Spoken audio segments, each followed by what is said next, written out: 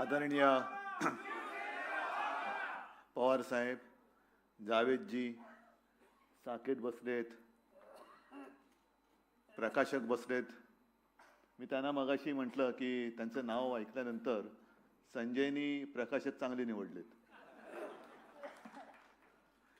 मी माझं मनोगत किंवा जे काही बोलायचं आहे त्याला सुरुवात करण्याच्या आधी खास करून संजयच्या कुटुंबियांना धन्यवाद म्हणण्यापेक्षा त्यांचं ऋण कसं व्यक्त करायचं. संजयची आई वहिनी बसल्या तिकडे, दोन्ही मुली आहेत, जावई बापू आहेत, दोन्ही भाऊ, त्यातल्यात सुनील इकडे आहे. कारण घर जर का ढेपाळलं तर लढवया लढूच शकत नाही. आणि संजयच्या आईनी आणि साहजिकच आहे सर्व कुटुंबियांनी जे काही धाडस दाखवलं त्या धाडसाला तर सीमाच नाहीये.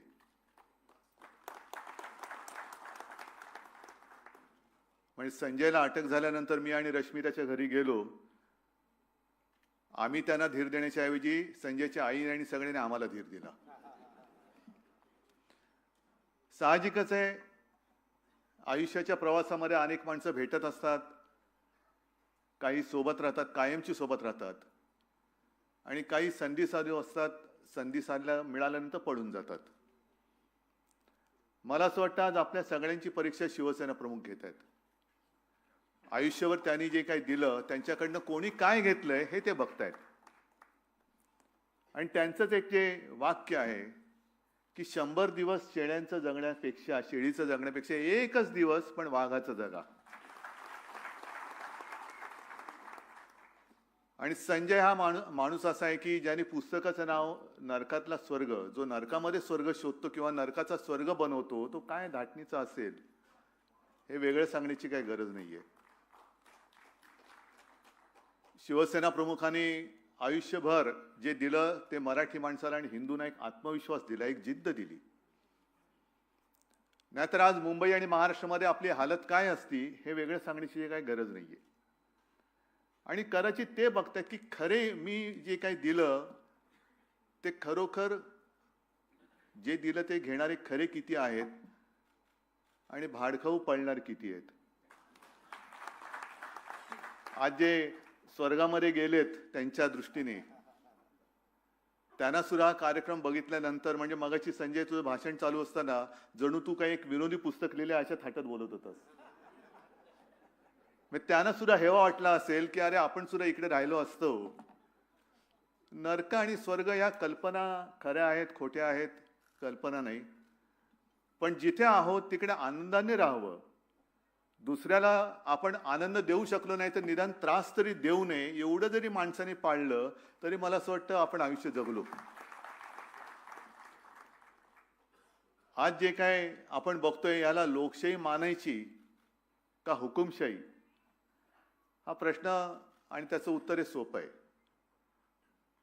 पण प्रत्येकाला, मगाशी कोणी साकेत बोलला की संजय तू बोलला की हुकुमशाह कोणी असला तरी एक ना एक दिवस त्याला जावंच लागतं. आणि हिटलरचंच उदाहरण आहे की त्याला संपूर्ण जग घाबरत होतं. पण संजय तू पूर्वी जे काय लिहायचं सच्चे, त्याच्यात एक तुझा आवडीचा शब्द होता नियती. नियतीने करायची त्याला सांगितलं असेल की सगळं जग घाबरत, तू नाही ना घाबरत, मग घालून घे स्वतःला गोळी. आणि त्याला सुद्धा आत्महत्या करावी लागली. हा हुकुमशहाचा शेवट असतो. आणि या पुस्तकामध्ये जे गेले काही दिवस संजयच्या मुलाखती येत आहेत त्यातले काही प्रसंग हे चर्चिले जातात. त्याच्यामध्ये एक आहे तो अमित शहाचा. मी जर म्हणेन की मला जर कोणी विचारलं की अमित शहा तुमच्या घरी आले होते का, बाळासाहेबांनी त्यांना मदत केली होती का, मी सांगेन मला आठवत नाही.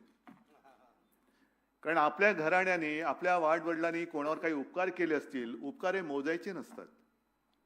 उपकार हे करायचे असतात पण मोजायचे नसतात. आणि उपकाराची फेड हे कृतज्ञतेने करायची का अपकाराने करायची ज्याच्या त्याच्यावरती असतं. कृतज्ञतेने करायची.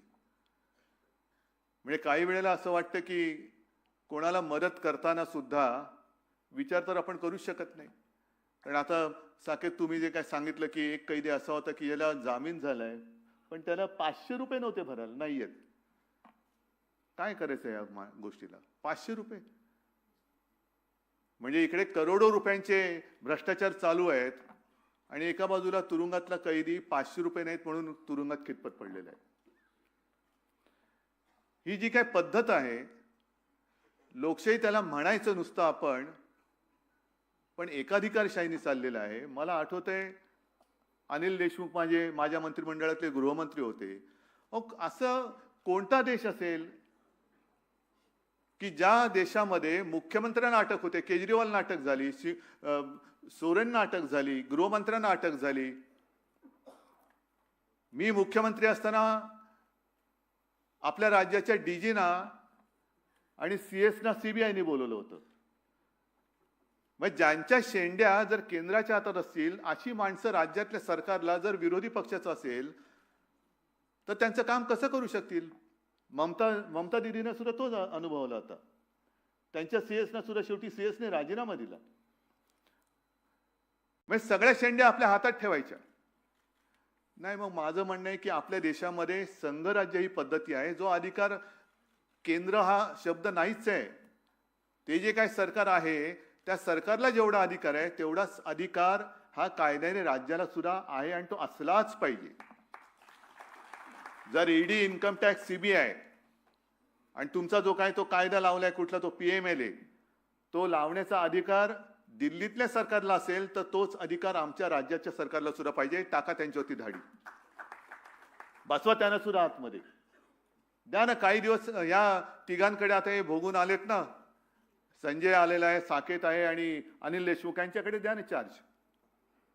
आणि मग ते सांगतील त्यांच्यावरती धाडी टाका, टाका त्यांना तुरुंगात आणि सिद्ध करा तुम्ही निर्दोष आहात.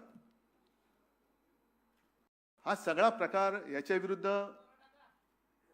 विरुद्ध लढत तर राहिलं पाहिजे. सगळे काही माझ्या हातामध्येच पाहिजे.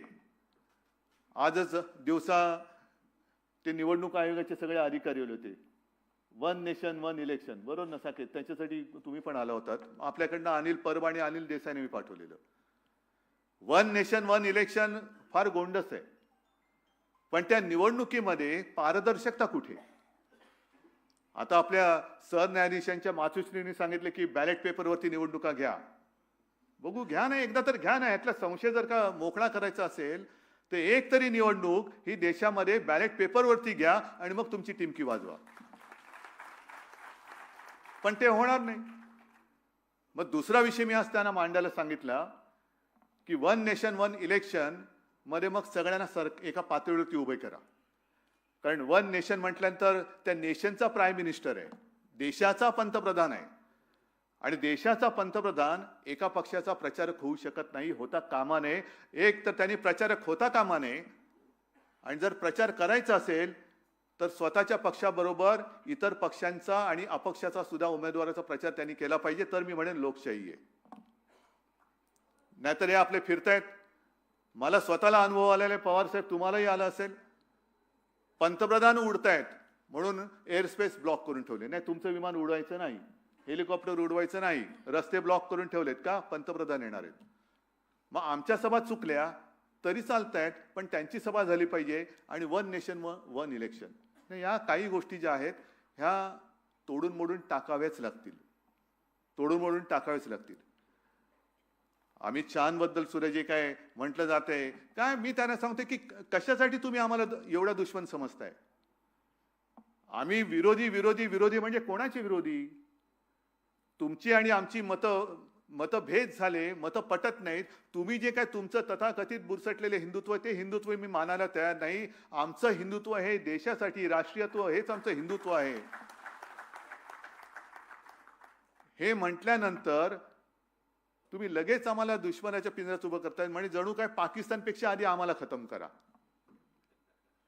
हे पाकिस्तान राहिला बाजूला, त्याच्यावर पुन्हा जैसे जावेद जी आपने कहा ना, एक 8-15 दिन में हिंदुस्तान पाकिस्तान की क्रिकेट मैच होगी और उसमें हमारे गृह मंत्री का बेटा भी जाएगा देखने के लिए. मरायचं आपल्या सैनिकांनी. हिंदुस्तान पाकिस्तान बाकी काही झालं तरी चालेल, पण हे होता कामा नये. पण तिकडे क्रिकेट मॅच झाली, सगळं सुरू होईल. नाही, काहीतरी एक धोरण ठरवा. तुम्ही शिवसेनेला संपवायला निघालात. हा काय पहिला प्रयत्न नाहीये शिवसेनेला संपवण्याचा. आता संजय, तुझ्या पुस्तकात जो आर्थर रोडचा जो उल्लेख आहे त्यावेळेला म्हणजे 69 साली शिवसेना प्रमुखांना सुद्धा येरवडा आणि आर्थर रोडमध्ये ठेवलं गेलं होतं. त्यानं सुद्धा 100 दिवस तुरुंगवास झाला होता. आणि 69 सालची परिस्थिती तर फार भयानक होती. सीमा प्रश्नाचा विषय होता. मोरारजीभाई उपपंतप्रधान होते आणि ठरलं असं होतं की मोरारजीभाई येणार, त्या माहीम चर्च आणि बस डेपोच्या मध्ये त्यांच्या गाड्यांचा ताफा थांबणार, एक निवेदन त्यांना देणार शिवसेनेतर्फे, शिवसेना प्रमुख आणि सगळे शिवसेनेचे नेते, आणि ते निवेदन घेऊन हे भुरकन निघून जाणार. शिवसैनिक जमले होते. मला आठवतंय, कारण का तर त्यावेळेला जी आमची गाडी होती अँबॅसेडर, त्या गाडीमध्ये मी आणि माझी माँ होतो. पण त्या गाड्यांचा ताफा आला आणि न थांबता तडातड उडून, म्हणजे आपले एक अशोक करंबेळकर होते, त्यांना फोटोग्राफरला उडून गेले. आणखीन एका शिवसैनिकाच्या पोटावरनं त्यांचं गाडीचं चाक गेलं आणि तुफान लाठीचार्ज सुरू झाला. मग अश्रुधुराच्या नळकांड्या, सगळं काही एकदम एकदम जणू काय असं युद्धच पेटले तिकडे. मग आम्ही गाडीत बसलो आणि घराकडे निघाल्यानंतर त्याच वेळेला, म्हणजे रात्री किती वाजले होते कल्पना नाही मला, पण शिवसेना प्रमुखांनी मला सांगितलं, माबाई माझी बॅग भरून तयार ठेवा, उद्या सकाळच्या आत आम्हाला उचलणार. आणि सकाळ झाल्यावरती बघतो तर पहाटेच्या वेळेला शिवसेना प्रमुखांना अटक झालेली. सगळे शिवसेना नेते तुरुंगात, अनेक शिवसैनिक तुरुंगात. म्हणजे शिवसेना ही जवळपास 3 महिने नेतृत्वहीन होती, तरी सुद्धा शिवसेना ही नुसती राहिली नाही, तर तरारून उठली आणि त्याच्यानंतर सत्ताधारी झाली. आणीबाणीच्या वेळेला सुद्धा तेच झालं. म्हणजे आणीबाणीच्या वेळेला सुद्धा रजनी पटेल होते. म्हणजे हा एक योगायोग आहे. मोरारजी देसाई, रजनी पटेल, आत्ताची सुद्धा हा एक योगायोग आहे. हे शिवसेनेचे आडवे का येत आहेत? शिवसेना संपवाविषयी यांनाच का वाटते? पण तुरुंगात असताना शिवसेना प्रमुखाने एक लिहिलं होतं की शिवसेनेवर वरवंटा का फिरतोय? कारण शिवसेना हे मराठी माणसाचं हित जपते म्हणून फिरते. तर 75 साली सुद्धा हेच झालं होतं. रजनी पटेलनी सांगितलं होतं की गपगुमानपणाने तुमची शिवसेना काँग्रेसमध्ये विलीन करा, नाहीतर तुम्हाला तुरुंगात टाकावं लागेल. आणि शिवसेना प्रमुखांनी त्यांना उत्तर दिलं होतं की ज्या क्षणी तुम्ही मला तुरुंगात टाकाल, त्या क्षणी बाहेर तुमची अंत्ययात्रा निघालेली असेल. हे पाहिजे ना. आणि तेच मला असं वाटतं, मी मगाशी बोललो की शिवसेना प्रमुख आपली परीक्षा घेत आहेत की हे त्यांनी जे काही दिलं ते किती जणांनी घेतलं. आणि तसं जर का पाहिलं तर संजय, आज नक्की तुझा शिवसेना प्रमुखांना अभिमान वाटला असता. आज हे सगळे शिवसैनिक सोबत आहेत. या अशा असंख्य लढाया लढतच आपण इथपर्यंत आलेलो आहोत. आणि लढायला अनेक जण तयार आहेत.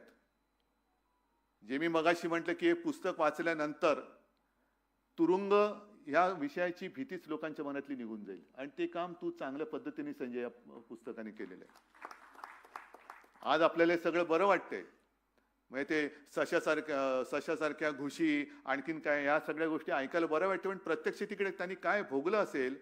आणि म्हणून मी त्याला म्हटलं की या पुस्तकात तू रडगाणं नाही गायलं, तर रडणाऱ्या लोकांना धीर देण्याचा तू उत्तम आणि यशस्वी प्रयत्न केलेला आहेस.